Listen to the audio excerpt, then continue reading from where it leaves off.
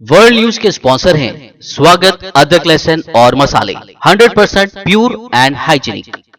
अस्सलाम वालेकुम, आदाब। मैं हूं खलील फरहाद। शुरू करते हैं वर्ल्ड न्यूज हेडलाइंस के साथ। खत्म नहीं हुआ अजरबैजान और आर्मीनिया के दरमियान नगोर्नो काराबाख का मसला। दोनों मुल्कों के दरमियान फिर हुई झड़पें। ताज़ा झड़पों में आर्मीनिया के कई फौजी हलाक। अजरबैजानी फोर्स ने आर्मीनिया के 2 आर्मी बेस पर भी किया कब्जा।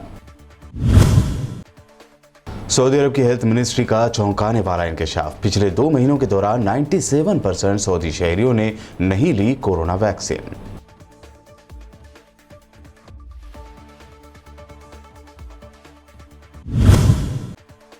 सऊदी अरब के वली अहद शहजादा मोहम्मद बिन सलमान का विजन 2030 के तहत एक और बड़ा ऐलान। न्यूम मास्टर प्लान के अगले फेज में बनेगा दुनिया का सबसे बड़ा तैरता इंडस्ट्रियल कॉम्प्लेक्स ऑक्सागोन। लखीमपुर खीरी वाक़े के मुलजिम सेंट्रल मिनिस्टर के बेटे आशीष की बढ़ेंगी मुश्किलें। सुप्रीम कोर्ट ने फॉर्मर जज जस्टिस राकेश कुमार जैन को मामले की जांच की निगरानी के लिए किया सिलेक्ट।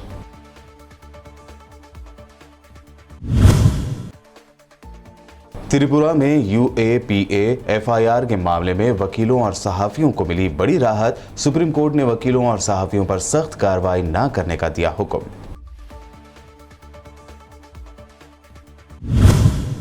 और जम्मू और कश्मीर के हैदरपुरा इनकाउंटर में मारे गए आम कश्मीरियों पर खड़ा हुआ हंगामा। महबूबा मुफ्ती और उमर अब्दुल्ला ने जांच का किया मुतालबा। महबूबा ने कहा, गलती कर रही है मोदी सरकार, फौजी ताकत से कश्मीरियों का मुंह नहीं कर पाएंगे बंद। दुनिया भर की तवज्जो खींचने वाली आर्मेनिया और अजरबैजान की जंग अभी खत्म नहीं हुई है। ताज़ा खबरों के मुताबिक दोनों ममालिक के दरमियान फिर से झड़पें शुरू हो गई हैं। आर्मेनिया के फौजी हुकाम ने इल्ज़ाम लगाया है कि अजरबैजान के साथ सरहद पर होने वाली लड़ाई में उनके कई फौजी हलाक हो गए हैं, जबकि बहुत से फौजियों को अजरबैजान हुकाम ने गिरफ्तार भी कर लिया है। आर्मेनिया ने कहा कि इसके कुछ फौजी मारे गए हैं और 2 आर्मी बेस भी उनके कब्जे से छीने जा चुके हैं। दूसरी तरफ अजरबैजान ने कहा है कि हालिया झड़पों में उसके भी 2 फौजी जख्मी हुए हैं। हालांकि दोनों फरीकों ने मुबैना तौर पर रूस की सालिसी में होने वाली जंगबंदी पर इत्तेफाक करने की भी खबर है। बता दें कि नगोर्नो काराबाख के मुतनाज़ इलाके पर गुज़िश्ता साल दोनों कंट्रीज के दरमियान होने वाली जंग में 6000 से ज्यादा अफराद हलाक हुए थे।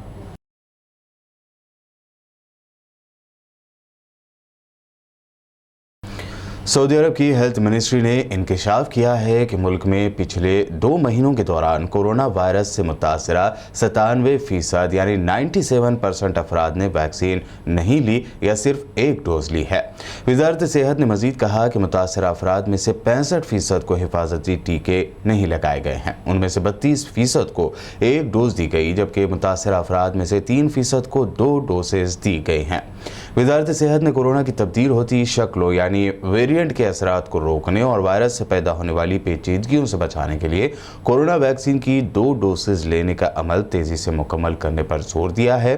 सऊदी हेल्थ मिनिस्ट्री ने शहरियों पर यह भी जोर दिया है कि वो कोरोना वैक्सीन की बूस्टर डोज लेने में भी जल्दी करें।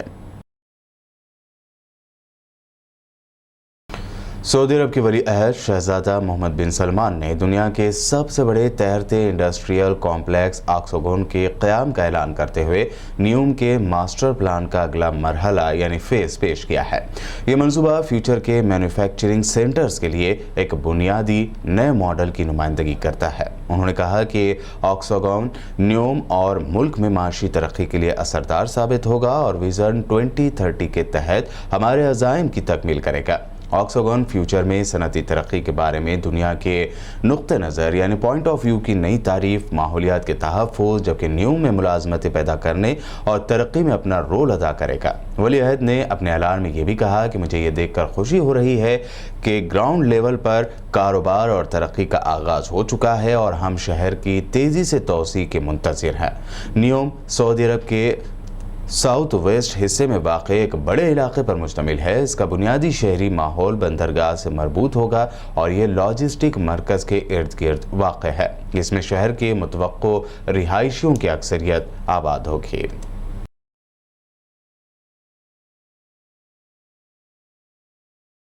अमारात दुबई ने इंटरनेशनल कंपनियों के मुलाजमीन के लिए 5 साला वीज़ा एंट्री परमिट इंट्रोड्यूस किया है।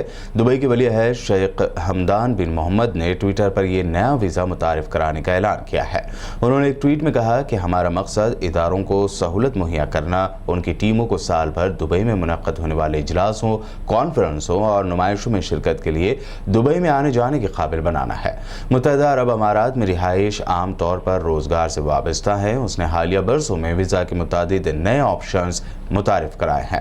यूएई ने साल 2019 में 10 साला गोल्डन वीज़ा और इस साल जनवरी में 5 साला टूरिज्म वीज़ा मुतारिफ कराया था। तुर्क सदर रजब तैयब एर्दोगान का कहना है कि साल 2023 के इलेक्शन में नौजवान नस्ल कलीदी किरदार अदा करेगा। सदर एर्दोगान ने अनकरा में यूथ फेस्टिवल से खिताब करते हुए कहा कि आने वाले इलेक्शंस में 60 लाख से ज़ायद नौजवान वोट डालेंगे। 2023 के इलेक्शन में किसी पार्टी के बजाय नौजवान नस्ल का किरदार अहम होगा। उन्होंने कहा कि हमारे लिए हमारे नौजवान नस्ल के ख्वाब, उम्मीदों, ख्यालात, आज़्म और तजावीज़ अहम है। बता दें कि तुर्की में साल 2017 में निज़ाम हुकूमत पार्लिमानी निज़ाम से सदारती निज़ाम पर मुंतकिल किया गया था, जिसके एक साल बाद सदर एर्दोगान इलेक्शन जीतकर मुल्क के सदर मुंतखब हुए। तुर्की में 2023 में आम इंतखाबात मुतवक्को हैं, जिसमें तुर्क अवाम नया सदर और 600 पार्लियामेंट मेंबरान मुंतखब करेंगे। हुकूमत की मुद्दत 5 साल होगी, ताहम सदर को ये इख्तियार हासिल होगा कि क़ब्ल अज़ वक्त इलेक्शन करवा सके। इजरायली वज़ीर-ए-आज़म नफ्ताली बेनेट ने इसराइल की पुरानी हुकूमतों के मौक़िफ़ को आगे बढ़ाते हुए तेहरान और मगरिब के दरमियान जौहरी मुज़ाकरात के अंजाम से क़तई नज़र इसराइली अफ़वाज को अपने मफादात के तहफ़्फ़ुज़ के लिए काम करने पर जोर दिया है। उन्होंने एक बयान में कहा कि इससे कोई फ़र्क नहीं पड़ता है कि ईरान और बड़ी ताकतों के दरमियान कुछ भी हो जाए, इसराइल अपना डिफेंस खुद करेगा। उन्होंने इस बात पर भी जोर दिया कि उनका मुल्क लेबनान और शाम में ईरान और उसके प्रॉक्सियों का सामना कर रहा है। उन्होंने कहा कि तेहरान और बड़ी ताकतों के दरमियान होने वाले मुज़ाकरात से कोई सरोकार नहीं है। ग़र्ब उर्दन में इसराइली फ़ौजियों के साथ होने वाली झड़प के नतीजे में एक फ़लस्तीनी नौजवान शहीद हो गया। अरब 24 टीवी चैनल की रिपोर्ट के मुताबिक नॉर्थ वेस्ट उर्दन के तोबास इलाके में होने वाली झड़प में इसराइली फ़ौजियों की गोलियों का निशाना बनकर सद्दाम हुसैन बानी उदय नामी एक फ़लस्तीनी नौजवान शहीद हो गया। शहीद फ़लस्तीनी नौजवान सद्दाम हुसैन के जुलूस जनाजा में सैकड़ों की तादाद में फ़लस्तीनियों ने शिरकत की और इसराइल मुखालिफ पुरजोर नारे भी लगाए। सियोनी फ़ौजियों ने ग़र्ब उर्दन के मुख्तलिफ इलाक़ों में फ़लस्तीनियों पर यलगार करके मुतादिद फ़लस्तीनियों को गिरफ्तार कर लिया। दूसरी जानिब इंतहा पसंद सियोनियों ने शुमाली नाबलस के बरका देहात के करीब रहने वाले फ़लस्तीनियों पर हमला कर दिया और उन पर पत्थर बरसाए, जिसके नतीजे में 3 फ़लस्तीनी ज़ख्मी हो गए। इसराइली हुकूमत 1967 से ग़र्ब उर्दन पर कब्ज़ा किए हुए है और इस वक्त इस इलाक़े पर 5 लाख से ज़्यादा यहूदी इंतहा पसंद काबिज़ हैं, जबकि ग़र्ब उर्दन के कुल फ़लस्तीनियों की तादाद 30 लाख से ज़्यादा है।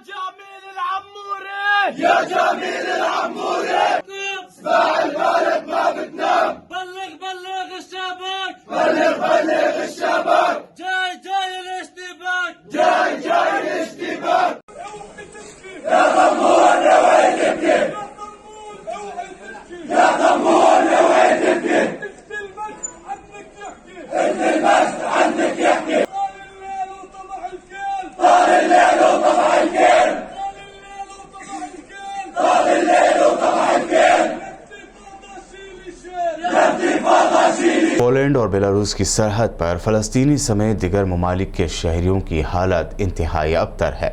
ऐसे में पोलैंड की फोर्स और उन माइग्रेंट्स के दरमियान झड़पों की भी खबर है। दूसरी जानिब सीरिया से ताल्लुक़ रखने वाले फ़लस्तीनी पनाहगज़ीनों ने कहा है कि वह हज़ारों तारकीन वतन के साथ यूरोपीय ममालिक तक पहुँचने की कोशिश में पोलैंड की सरहद पर फंसे हुए हैं। उन्हें मुश्किल इंसानी हालात का सामना है। पनाहगज़ीनों ने मज़ीद कहा कि शाम से ताल्लुक़ रखने वाले दर्जनों फ़लस्तीनी, जिनमें ख़वातीन भी शामिल हैं, पोलैंड की सरहद पर बगैर खुराक और शदीद सर्दी में फंसे हुए।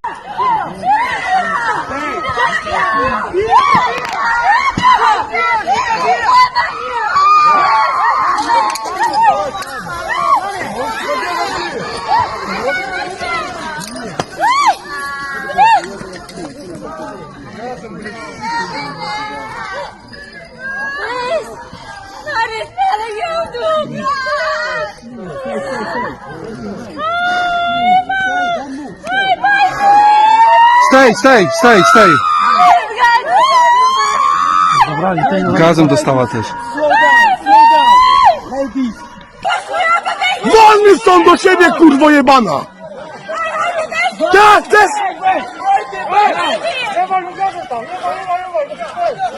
Tego chuja trzeba wyciągnąć i ma jebać. Uważaj!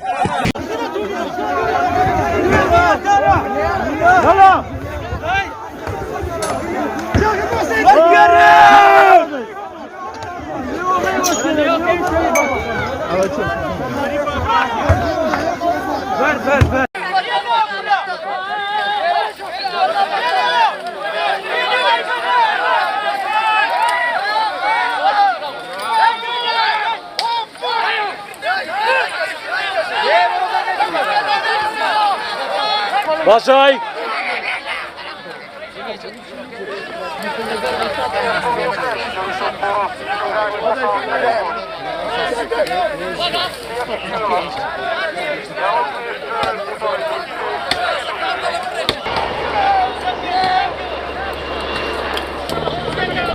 दुनिया के मुख्तलिफ कंट्रीज़ में आम शहरी महंगाई के पास परेशान हैं, जिनमें तुर्की भी शामिल है। तुर्की में हालिया महीनों से तेल के अलावा खाने पीने की दीगर अशिया की कीमतों में इजाफा देखने में आया है, जिसकी बड़ी वजह तुर्क करेंसी लीरा का मुसलसल गिरना है। कोरोना वबा के असरात कम होने के बाद तेल की तलब में इजाफे और दीगर वजूहात की बिना पर दुनिया भर में महंगाई में इजाफा देखने में आया है। अलबत्ता तरक्की पजीर ममालिक के साथ साथ तरक्की याफ्ता ममालिक में भी होशरुबा महंगाई के असरात महसूस किए जा रहे हैं। इक़्तिसादी माहिरीन का कहना है कि तुर्की में बढ़ती हुई महंगाई की वजह माशी बद इंतज़ामी, मुल्क के माली ज़ख़ायर से मुताल्लिक़ तहफ़्फ़ुज़ात और सदर रजब तैयब एर्दोग़ान की जानिब से शरह सूद यानी इंटरेस्ट रेट कम रखने का दबाव है। इराक़ में तुर्की की फ़ौजी छावनी पर 4 मिसाइलों से हमला किया गया है। इराक़ के ज़राए के मुताबिक मौसूल के शुमाल मशरक़ में वाक़े तुर्की की ज़िलकान फ़ौजी छावनी पर 4 मिसाइल फायर किए गए। इससे पहले 7 नवंबर को भी तुर्की की इसी फ़ौजी छावनी को 7 कात्यूशा मिसाइलों से निशाना बनाया गया था। अभी तक किसी फ़र्द या ग्रोह ने इस हमले की जिम्मेदारी कबूल नहीं की है।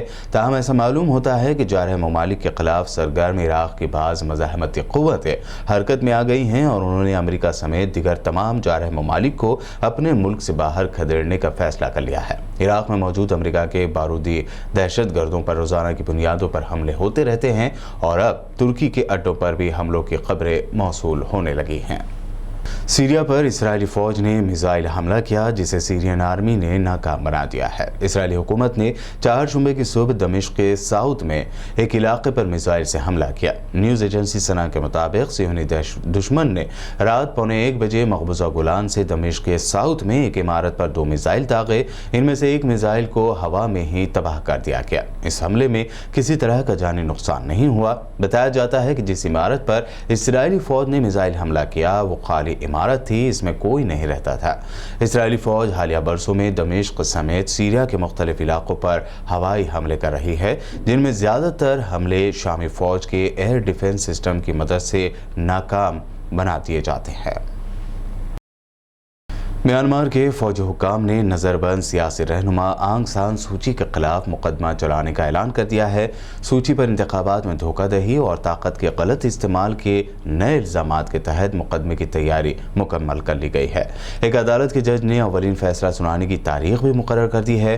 नोबल अमन इनाम याफ्ता सूची उन 16 अफराद में शामिल हैं जिन पर इंतखाबी अमल में धांधली और गैर कानूनी इक़दाम के इल्ज़ामात लगाए गए हैं।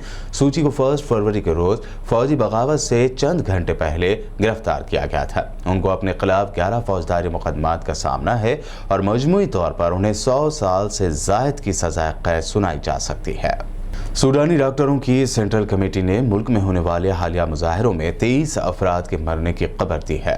रिपोर्ट के मुताबिक सूडानी डॉक्टरों की सेंट्रल कमेटी ने एक बयान में ऐलान किया है कि इस मुल्क में फौजी बगावत के खिलाफ होने वाले अवामी मुजाहिरों में जान से हाथ धोने वाले मुजाहिरीन की तादाद 23 तक पहुँच गई है। सूडान के मुख्तलिफ शहरों में हालिया दिनों में फौजी बगावत और इक़्तिदार पर फौज के कब्जे के खिलाफ अवामी मुजाहरे होते रहे हैं। सूडानी फौज के commander Abdul Fattah al Burhan ने 25 अक्टूबर को बिला खून खराबे के एक नर्म फौजी बगावत के जरिए मुल्क के इक़्तिदार को अपने कंट्रोल में लेते हुए वज़ीर आज़म और दीगर मिनिस्टर्स को गिरफ्तार कर लिया और कैबिनेट डिसॉल्व कर दी थी। वर्ल्ड न्यूज़ में आगे देखेंगे अहम नेशनल न्यूज़। फिलहाल रुकते हैं एक छोटे से ब्रेक के लिए।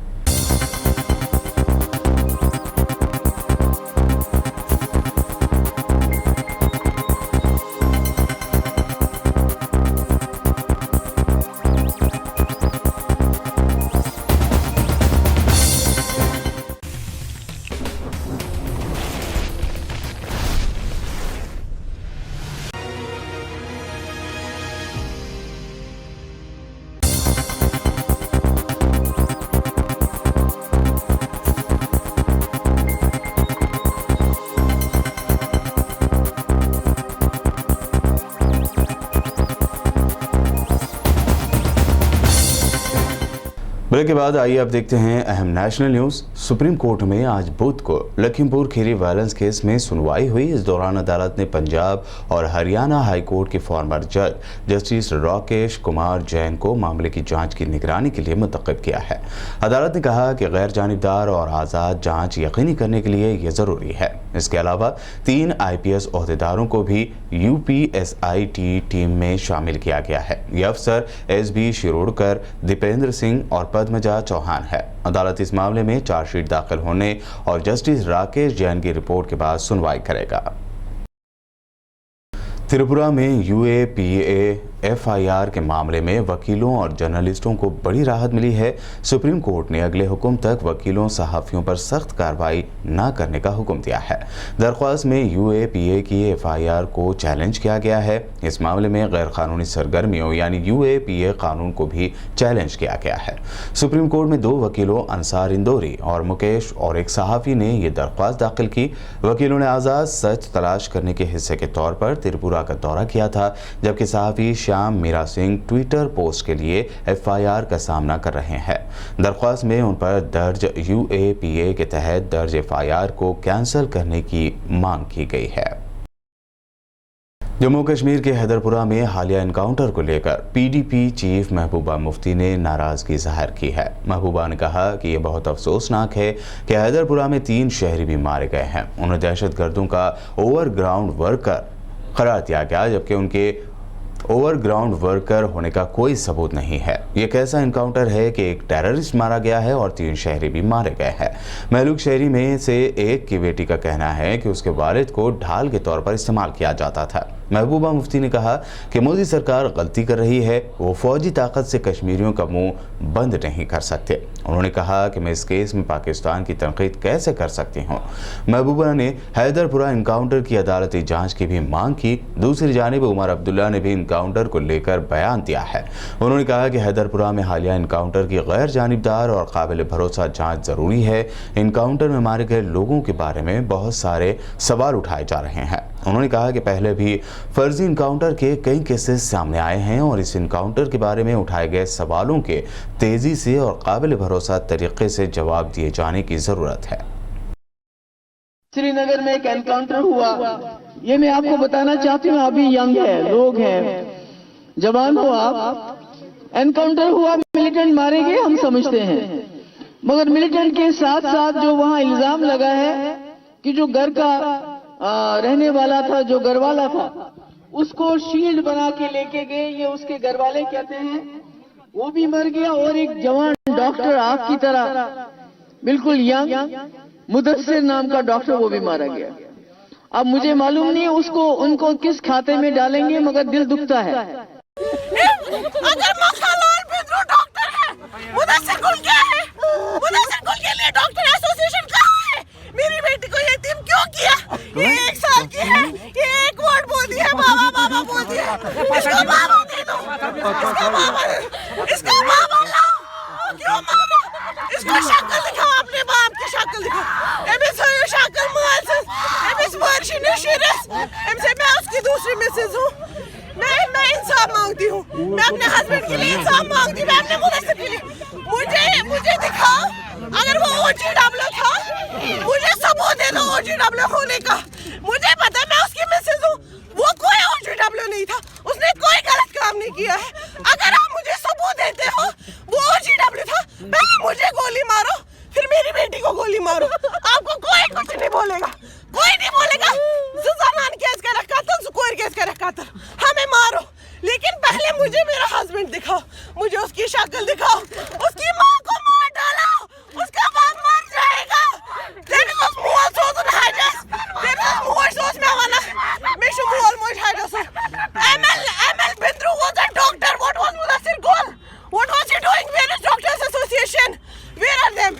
वो क्या था? वो डॉक्टर नहीं था. He was a senior dentist. He was doing his job. He was doing nothing illegal.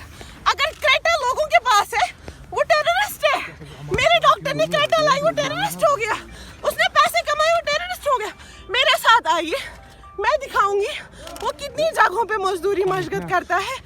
Kangana Ranaut ने महात्मा गांधी जी को लेकर तौहीन आमेज बातें कही हैं। ये पूरी तरह से प्लानिंग करके महात्मा गांधी जी, पंडित नेहरू और आज़ादी के इनकलाबियों की बेइज्जती करने का काम मुल्क में जारी है। ये कहना है महाराष्ट्र हुकूमत में वजीर नवाब मलिक का।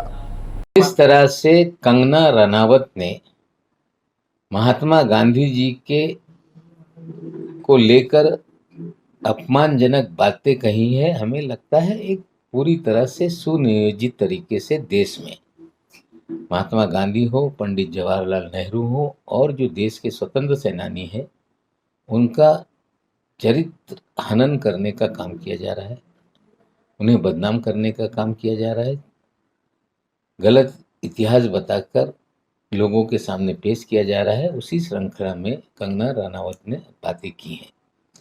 उन्हें समझना पड़ेगा कि बापू एक व्यक्ति नहीं, विचार हैं। बापू की हत्या के बावजूद विचार मिटाए जा नहीं सकते। जिन लोगों ने हत्या की साजिश की, उनके विचार को मानने वाले लोग भी बापू के विचारों को फरामोश नहीं कर सकते।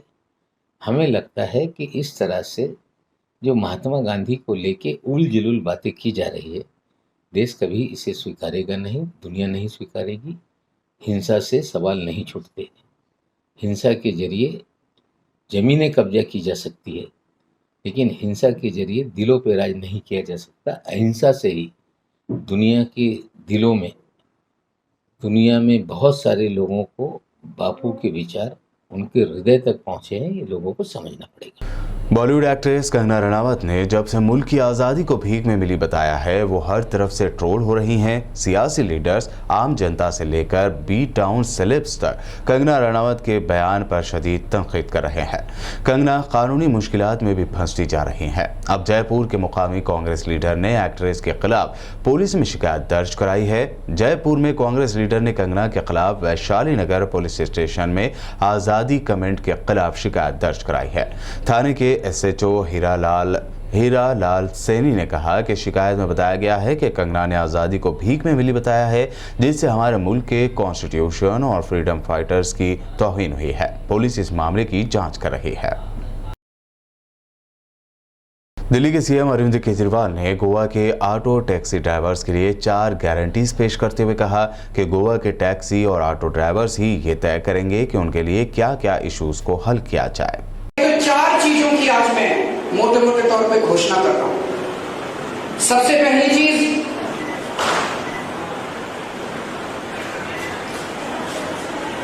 एक, मुझे बताया गया कि सरकार पॉलिसी बनाती है, ऑटो टैक्सी वाले से पूछा नहीं जाता, ऐसी पॉलिसी बना दी जाती है कि जिसकी वजह से आप सब लोगों को बड़ी तकलीफ होती है। तो हम एक कॉरपोरेशन बनाएंगे, उस कॉरपोरेशन में 1-2 अफसर होंगे और बाकी सारे ऑटो वाले और टैक्सी वाले होंगे, वो चलाएंगे उस कॉरपोरेशन को।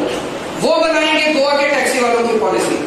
गोवा के टैक्सी वालों की पॉलिसी कोई पॉलिटिशियन और कोई ब्यूरोक्रेट अफसर बैठ के नहीं बनाएगा, गोवा की पॉलिसी गोवा के टैक्सी वाले बनाएंगे। दिल्ली के अंदर अभी पिछले साल हम लोगों ने टैक्सी वालों का, ऑटो वालों का किराया बढ़ाया। वो जो कमेटी थी जिसने किराया बढ़ाया, उसमें 2 ऑफिसर थे, बाकी सारे टैक्सी वाले और ऑटो वाले थे। उन्होंने डिसाइड किया कि किराया क्या होना चाहिए। ऐसे ही कॉर्पोरेशन बनाएंगे तो ऐप होना चाहिए नहीं होना चाहिए ये आप तय करेंगे, रेट क्या होना चाहिए आपका, फेयर कितना होना चाहिए ये आप तय करेंगे, फेयर साल में कितनी बार बढ़ना चाहिए ये आप तय करेंगे। पूरे टैक्सी के पूरे सेक्टर को आप लोग डिसाइड करेंगे, टैक्सी के लोग डिसाइड करेंगे, कंप्यूटर डिसाइड करेंगे कि किस तरह से पूरे सेक्टर को गवर्न करना है। दूसरा, अगर किसी टैक्सी वाले का एक्सीडेंट हो जाता है, उसके इलाज का पूरा खर्चा गोवा सरकार देगी, उसका फ्री में इलाज करवाया जाएगा, उसके इलाज का पूरा खर्चा गोवा सरकार देगी। जैसे दिल्ली के अंदर हमने पूरा सिस्टम फेसलेस कर दिया, आपको ट्रांसपोर्ट डिपार्टमेंट में आरटीओ दफ्तर में जाने की जरूरत नहीं है, वही दिल्ली वाला सिस्टम गोवा में भी लागू करेंगे। केवल फिटनेस के लिए आपको साल में 1 बार गाड़ी लेके जानी पड़ेगी, नहीं तो आपको आरटीओ दफ्तर जाने की जरूरत नहीं है। सारे सिस्टम को ठीक करेंगे ताकि आपको किसी को रिश्वत ना देनी पड़े, आपको किसी पुलिस वाले को, किसी ट्रांसपोर्ट वाले को, किसी भी अफसर को रिश्वत देने की जरूरत नहीं पड़नी चाहिए। सारे रूल्स और सारा सिस्टम हम ठीक करेंगे। और एक मुझे बताया गया कि अभी एक हाईकोर्ट का ऑर्डर आया है, वो ऑर्डर जो है वो गड़बड़ है। गोवा सरकार ने हाईकोर्ट के अंदर टैक्सी वालों का पक्ष नहीं रखा, इसलिए वो ऑर्डर आप लोगों के खिलाफ आ गया। ऑल इंडिया टूरिस्ट परमिट का जो मीटर वाला ऑर्डर है, उसको कल आपके टैक्सी के लोगों के साथ बैठ के बातचीत हुई। अमित जी यहाँ पे आए, अमित हमारे पार्टी में है, वो अमित जी ने जिम्मेदारी ली है, ये आपके गोवा के बहुत बड़े एडवोकेट हैं, तो उस हाईकोर्ट के ऑर्डर को हम सुप्रीम कोर्ट में चैलेंज करेंगे। मुझे उम्मीद है अगले हफ्ते तक हम लोग सुप्रीम कोर्ट में इस ऑर्डर को चैलेंज कर देंगे और सुप्रीम कोर्ट में आपको अच्छा बड़ा वकील देंगे। वर्ल्ड न्यूज के आखिर में हेडलाइंस पर डालते हैं एक और नजर। खत्म नहीं हुआ अजरबैजान और आर्मीनिया के दरमियान नगोर्नो काराबाख का मसला, दोनों मुल्कों के दरमियान फिर हुई झड़पें। ताज़ा झड़पों में आर्मीनिया के कई फौजी हलाक। अजरबैजानी फोर्स ने आर्मीनिया के 2 आर्मी बेस पर भी किया कब्जा। सऊदी अरब की हेल्थ मिनिस्ट्री का चौंकाने वाला इंकशाफ। पिछले 2 महीनों के दौरान 97% सऊदी शहरियों ने नहीं ली कोरोना वैक्सीन।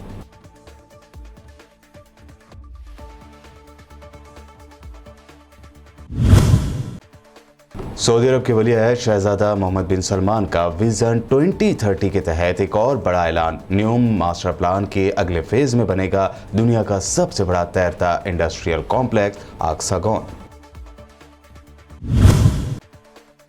लखीमपुर खीरी वाकये के मुलजिम सेंट्रल मिनिस्टर के बेटे आशीष की बढ़ेंगी मुश्किलें। सुप्रीम कोर्ट ने फॉर्मर जज जस्टिस राकेश कुमार जैन को मामले की जांच की निगरानी के लिए किया सिलेक्ट।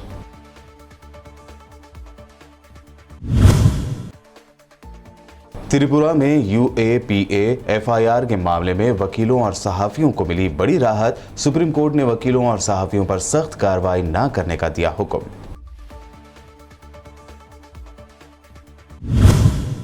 और जम्मू और कश्मीर के हैदरपुरा एनकाउंटर में मारे गए आम कश्मीरियों पर खड़ा हुआ हंगामा। महबूबा मुफ्ती और उमर अब्दुल्ला ने जांच का किया मुतालबा। महबूबा ने कहा, गलती कर रही है मोदी सरकार, फौजी ताकत से कश्मीरियों का मुंह नहीं कर पाएंगे बंद। वर्ल्ड न्यूज में अभी आपने देखी अहम इंटरनेशनल और नेशनल न्यूज। ताज़ा तरीन खबरों और दिलचस्प प्रोग्राम्स के लिए देखते रहिए BBN चैनल।